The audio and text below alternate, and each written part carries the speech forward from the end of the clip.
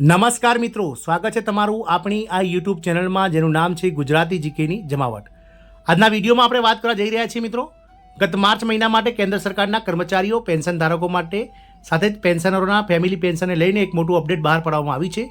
March મહિનાનું pension ક્યારે મળશે, ખાતામાં એરિયસ જે છે તે ક્યારે જમા થશે અને પેન્શનમાં કેટલો વધારો થશે, આ તમામ પ્રશ્નોના જવાબ આજના વિડીયોમાં આપ સુધી પહોંચાડીશું. તો વિડીયોના અંત સુધી બન્યા રહેશો અને જો તમે અમારી ચેનલમાં નવા હોય તો અમારી ચેનલને સબસ્ક્રાઇબ કરી બાજુમાં રહેલું બેલ આઇકોન દબાવીને ઓલ નોટિફિકેશન ઓન કરજો, જેથી કરીને ચેનલ પર મૂકવામાં આવતા વિવિધ ભરતીઓના નોટિફિકેશન, વિવિધ ભરતીઓના પરિણામ સાથે જીકેના વિડીયોઝ અને સરકારી કર્મચારી પેન્શનર્સ યોજનાઓને લગતા પરિપત્રો તમને સરળતાથી અમારી ચેનલ પરથી ઉપલબ્ધ થઈ જાય.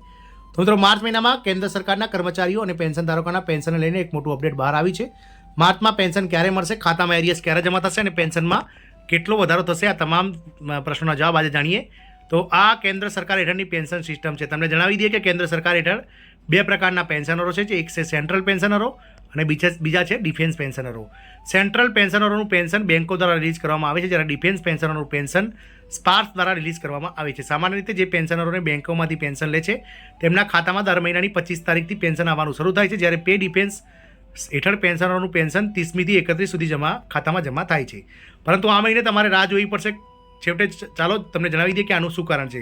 તો પેન્શન જમા કરવામાં વિલંબ થશે. તમને જણાવી દઈએ કે માર્ચ મહિનો નાણાકીય વર્ષનો મહિનો છેલ્લો છે, તેથી આ મહિનાનું પેન્શન માર્ચ મહિનામાં જમા કરવામાં આવશે નહીં, પરંતુ આવતા મહિનાની એટલે કે આજે અથવા કાલે 1લી અથવા તો 2જી એપ્રિલે તારીખ સુધીમાં જમા કરવામાં આવશે.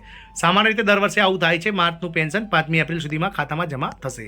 પેન્શન 50% ડીએ સાથે જમા કરવામાં આવશે. 13 માર્ચ 2024ના રોજ કેન્દ્ર સરકારે પેન્શનર્સના મોંઘવારી ભથ્થામાં એટલે કે ડીઆરમાં વધારો જાહેર કરી દીધો છે અને આ મહિને પેન્શનની સાથે 50% ડીએ આપવાનો આદેશ કર્યો છે.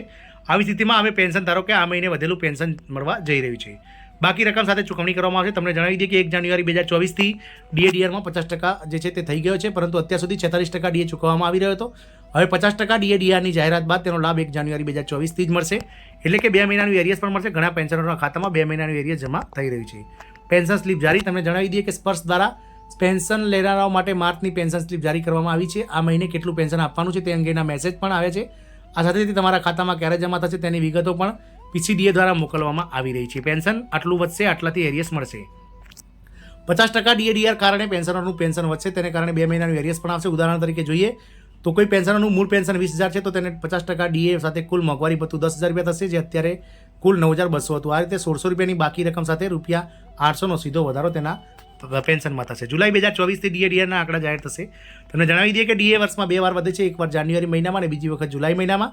જાન્યુઆરી 2024થી કુલ ડીએ જે ચૂકવવામાં આવી રહી છે તે 50% પાર પહોંચી ગયું છે. હવે જુલાઈ 2024થી કેટલું ડીએ મળશે તેના આંકડા સામે આવે છે. જો આપણે આંકડાઓ પર નજર કરીએ તો ફરી એકવાર ડીએ 4% વધવા જઈ રહ્યો છે અને જુલાઈ 2024થી કુલ ડીઆર 54% થવા જઈ રહ્યો છે મિત્રો. આમ પેન્શનર્સો માટે મિત્રો માર્ચનું પેન્શન આગામી 5 એપ્રિલ સુધીમાં જમા થશે. જય હિન્દ, અસ્તુ.